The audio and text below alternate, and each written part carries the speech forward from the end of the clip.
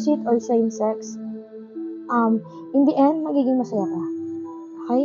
Open. Ayan. Open. Say yes. Expand through the extremes. Trust life. Ano yung sinasabi ko sa'yo kanina para number 2? Have the strength. Be open.